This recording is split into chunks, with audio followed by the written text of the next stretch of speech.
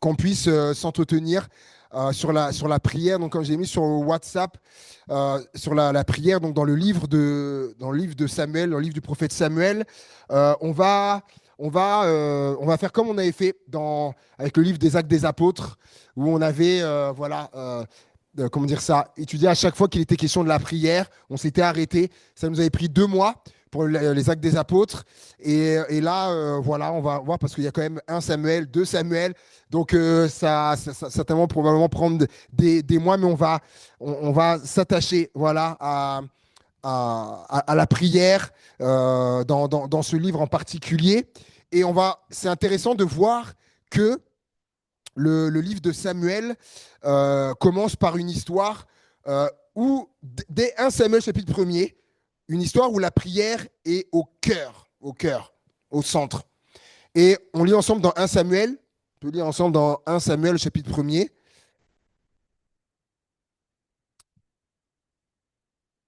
1 Samuel chapitre 1er.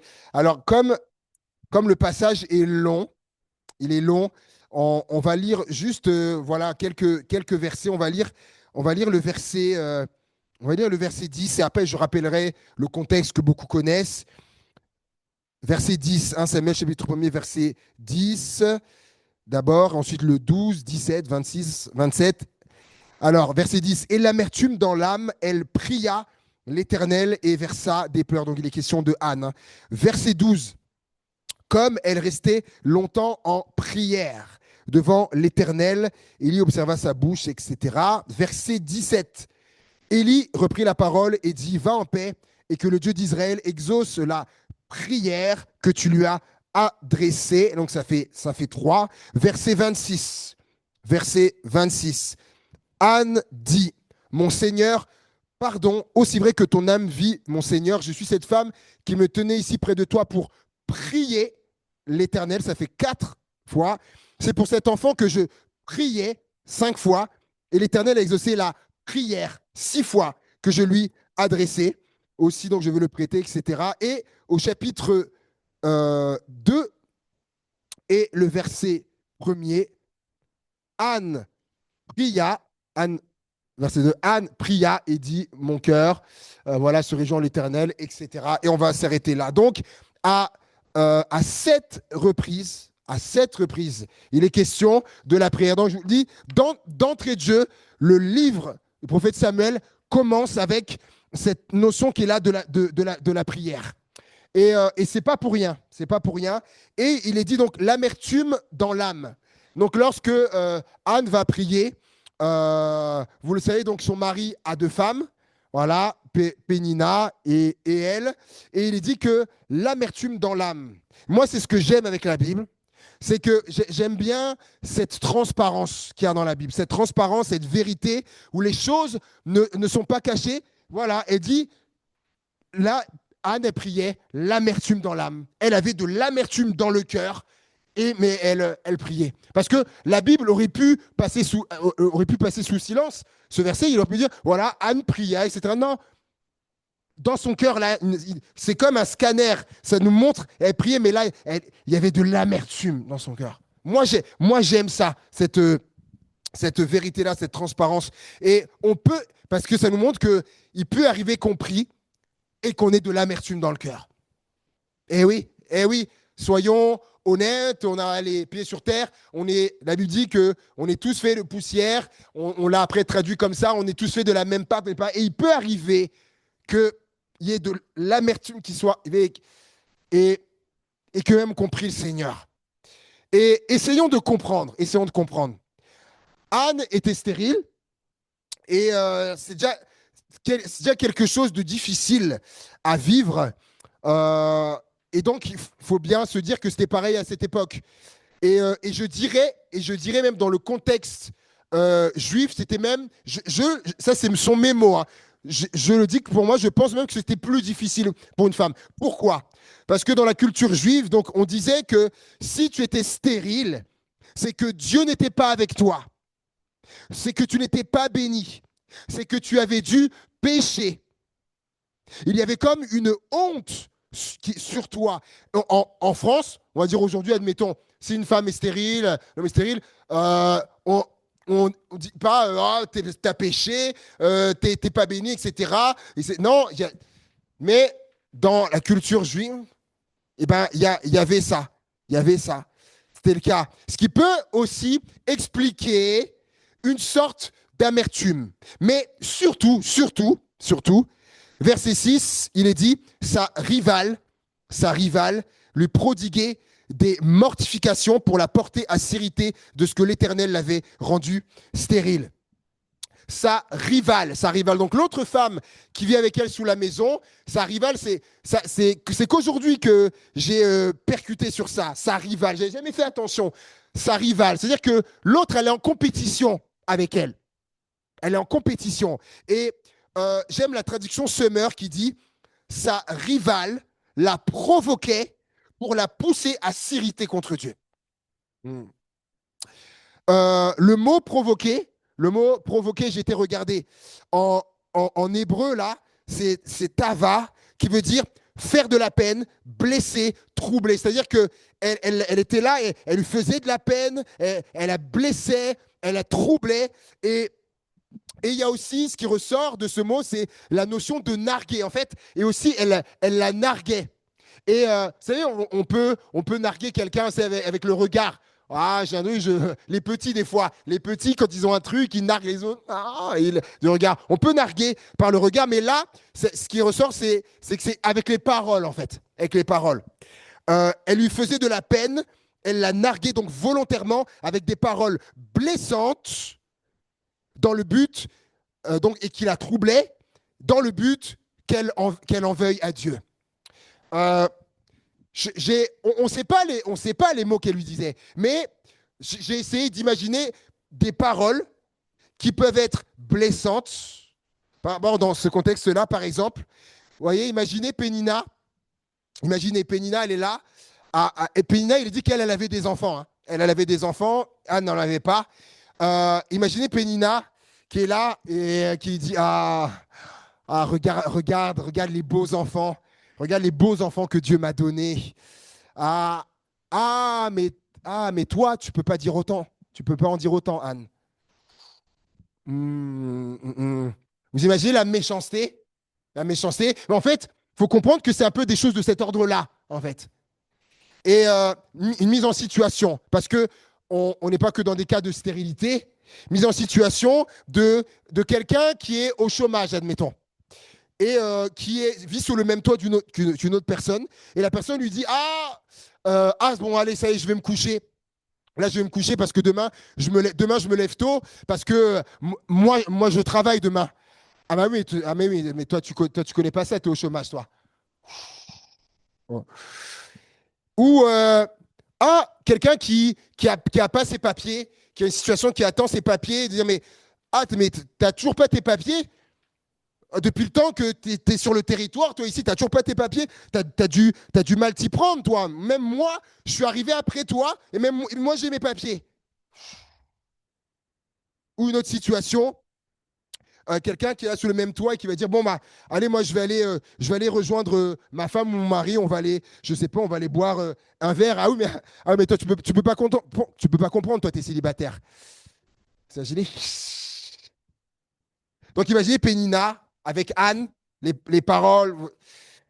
Et vous voyez le genre de Pénina. Et vous savez, il existe encore des Péninas aujourd'hui.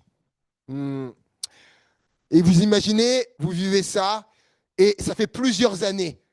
Parce que le texte le dit, verset 7, et toutes les années, il en était ainsi. Toutes les années. Chaque année, elle lui faisait subir ça. Chaque année, on te rappelle que tu es stérile. Chaque année, on te rappelle que tu es au chômage. Chaque année, on te rappelle que tu n'as pas tes papiers. Chaque année, on te rappelle que tu es célibataire, etc. Et toutes les années, au bout d'un moment, ça devient insupportable. Et il se peut que l'amertume se soit formée à l'intérieur de notre cœur. Mais elle, malgré ça, elle a choisi de déverser cette amertume dans la prière. Et ça demeure le meilleur moyen. Parce que si ce n'est pas dans la prière, si ce n'est pas délocalisé dans la prière, oh là, je vais faire des bêtises. Je vais faire des bêtises, je vais me venger, je vais avoir tout ça. Ouais. Délocalisé dans la prière. Elle nous montre l'exemple, Anne. Et il dit qu'elle fit un vœu, voilà. Elle dit à Dieu, si tu me donnes un enfant, eh ben, et c'est intéressant, c'est intéressant. J'y pense là en vous le disant.